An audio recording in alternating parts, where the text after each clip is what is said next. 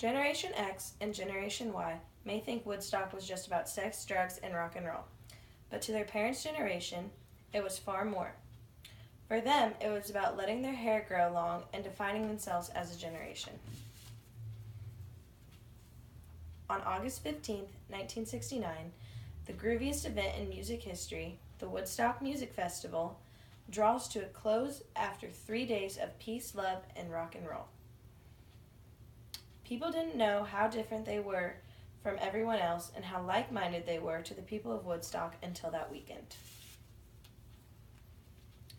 To understand what Woodstock was really about, we must first talk about how it came about. Then we will discuss the bands and the people that were there. Before finally ending the long weekend, we will talk about the impact it had on the people who attended.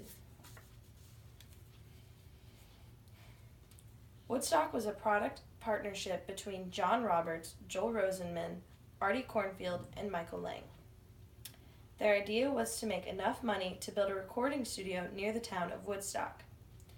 They couldn't find a good enough venue in Woodstock, so they decided to hold the festival on a 600-acre dairy farm in Bethel, New York, owned by Max Yasker, about 50 miles from the town of Woodstock itself. When it was time for the festival, the group sold a total of 186,000 tickets and expected about 200,000 people to show up. But by Friday night, thousands of eager early arrivals were pushing against the entrance gates. Fearing they wouldn't be able to control the crowd, the promoters made the decision to open the concert to everyone free of charge. Close to 500,000 people attended, jamming the roads around Bethel with 8 miles of traffic.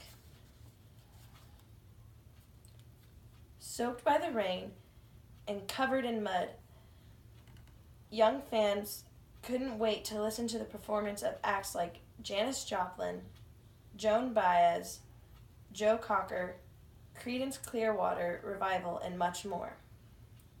The most memorable moment of the concert for many fans was the closing performance by Jimi Hendrix, who gave a rocking guitar solo performance of the Star-Spangled Banner.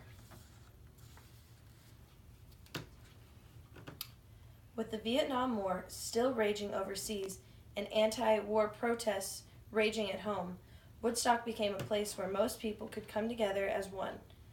Before Woodstock, most adults looked at hippies with long hair who took drugs and listened to rock music as misfits, not as political, social, or a market force. So in conclusion, by understanding that Woodstock had a lasting impact on people, had many great bands, and brought social peace to a community, we can see it was much more than just a place for sex, drugs, and rock and roll. During one long, hot, and rainy weekend in August 1969, what happened on a dairy farm in upstate New York changed the course of rock and stamped an indelible image on American culture. When I played in Woodstock, I'll never forget that moment, looking out over the hundreds and thousands of people, the sea of humanity, seeing all of those people united in such a unique way. It touched me in a way that I will never forget, said Edgar Winter.